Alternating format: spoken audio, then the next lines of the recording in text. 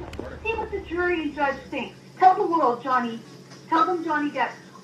Johnny Depp, man, I'm a victim too of domestic violence, and yes. It's a fair fight. And Steve, how many people believe or side with you?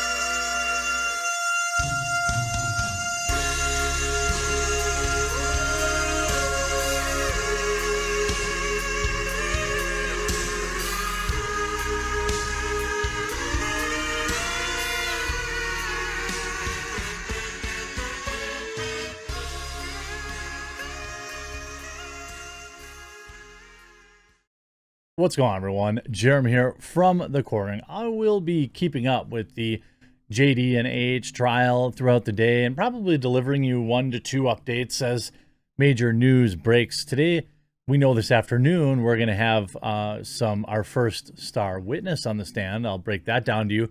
But first, this morning's opening statements and some of the things AH has said is absolutely insane. Also know that there's a reason I say AH and JD, and that's because YouTube definitely is suppressing topics and videos on this. So please, if you haven't yet, click that red subscribe button down below, because you're probably very unlikely to find videos covering this topic very easily. And if you haven't yet, maybe share it out there. But now, this morning's opening topics.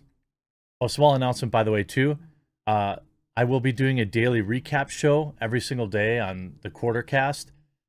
And also an audio version that gets uploaded to Spotify, Apple, Android, and Podbean. If you go to thequartering.podbean.com, you can find my audio-only version. People have been asking for this for a while. I hired someone to help me do it. And so check that out. Now, Johnny Depp, I said the word. It's gonna get me. JD and AH opening arguments in the U.S. trial. Now, it's been interesting to see exactly what's going on. Like, I won't recap the whole thing, but obviously this all stems from, if you've been watching, a 2018 op-ed which was written by AH to single-handedly destroy Johnny. There's no doubt in my mind that's why it was written. We've seen emails come out that were like essentially coordinating between Amber and the ACLU to promote this piece. There was somebody that got her an in at the Washington Post to write the piece. This was at the height of the Me As Well movement. This was a tactical nuke. This was set to destroy Johnny, no question about it. And it did. He was forced to resign from his role in the Fantastic Beasts movie, which, by the way, based on early reviews, maybe was a good thing, especially since he still got paid.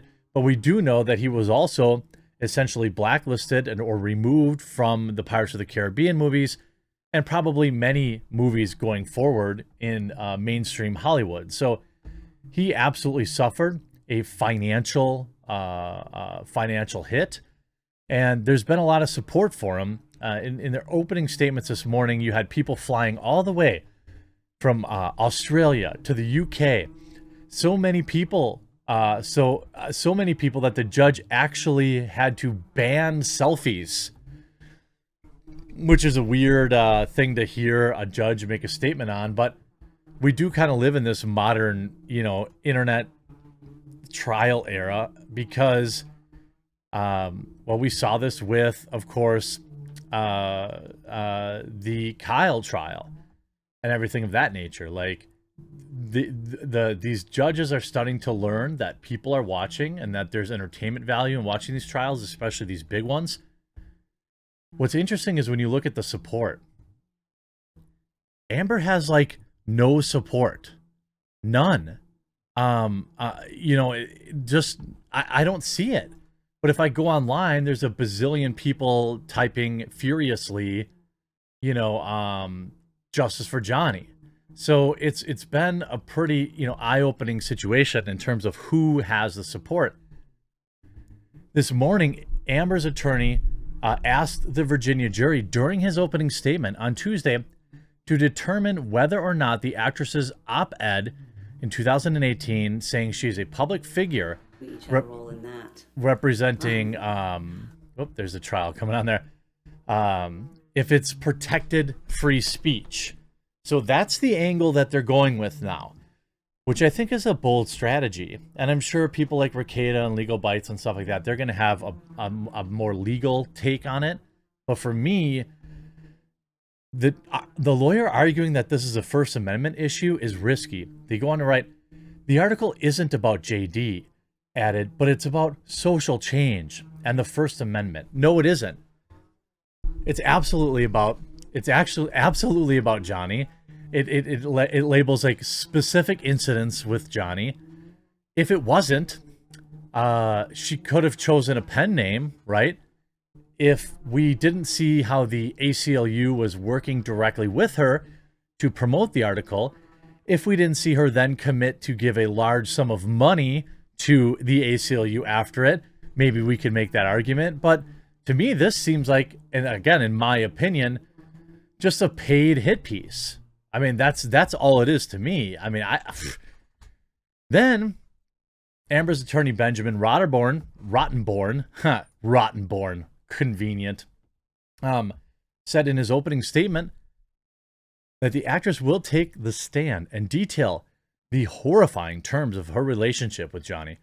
Rottenborn mentioned one instance of bad behavior in which allegedly there was some sort of kick that happened in the back of a private jet, calling the actor an obsessed husband, heck bent on revenge. I mean, I think I would be pretty bent on revenge if my ex cost me $100 million in acting gigs. I mean, certainly Johnny's got tons of free time now to pursue, some sort of satisfaction there. Johnny's career, quote, is in free fall due to problems he is responsible for and choices that he made. Rottenborn, the attorney said, adding that the behavior was, quote, fueled by financial strain. I don't know about that. Amber also received a temporary order of protection against Johnny, but after their divorce was settled in 2017, she dropped it. And by the way, she just got that for press. And then the attorney went on. So now another attorney for Amber, Elaine Bredhoft, detailed all sorts of bad claims, described various claims during their marriage. Of course, the kicking and all this kind of stuff. I don't know.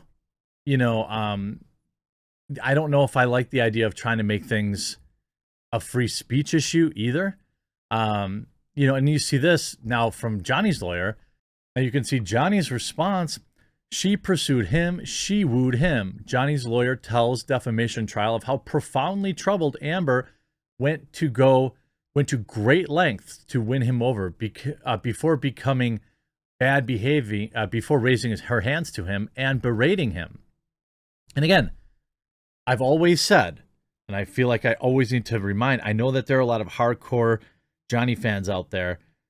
I'm neither here nor there. I'm just trying to report on this, like, as unbiasedly as reasonable. I believe that they were both, guilty of some bad behavior.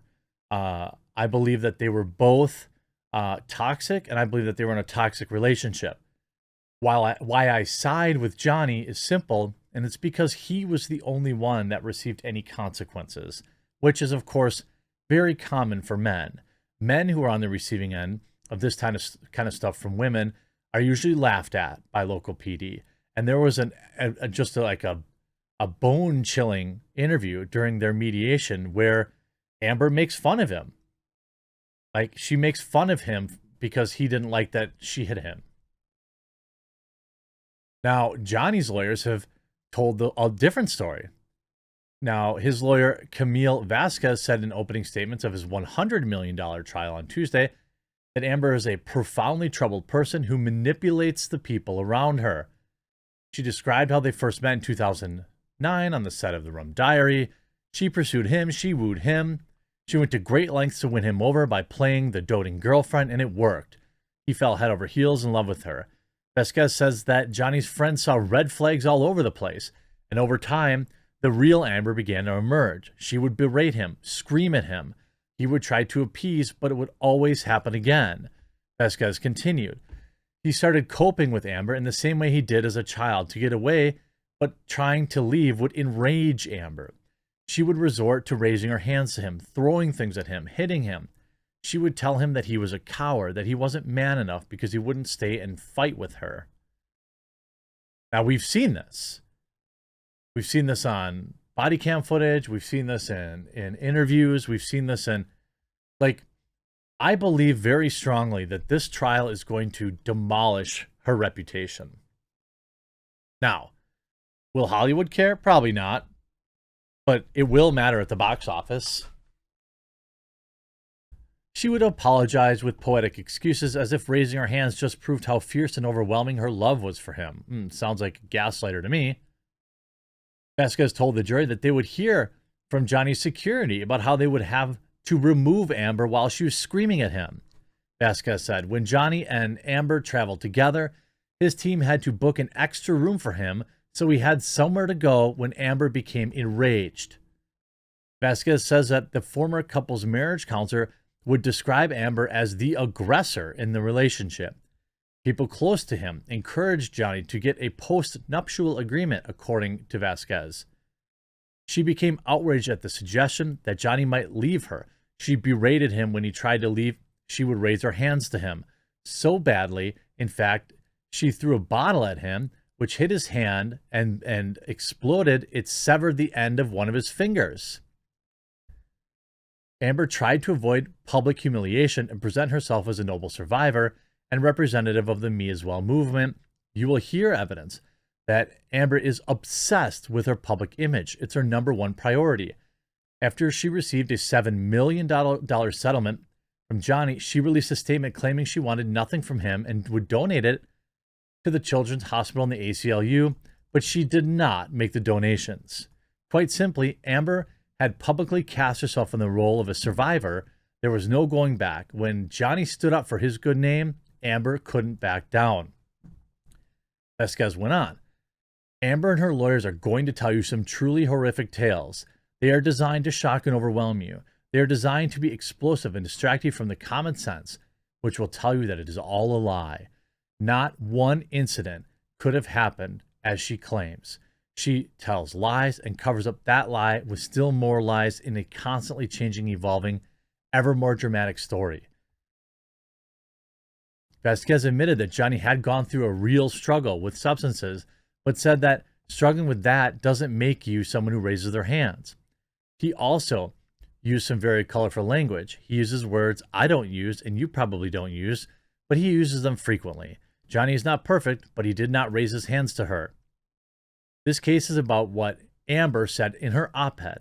She painted a picture as herself as heroic, innocent survivor of Johnny, a woman who finally stood up to her tormentor. Amber used the claims against Johnny to raise her own profile and advance her own career. 100% correct. She presented herself as the face of the Me Too movement, a virtuous representative of women who have truly suffered. The evidence will show that that was a lie. The op-ed was an act of cruelty. Absolutely brutal opening statements. Can't wait to bring you the update later this afternoon about what the witnesses say. Make sure you click that red subscribe button down below to stay up to date on all today's news. We'll talk to you again real soon.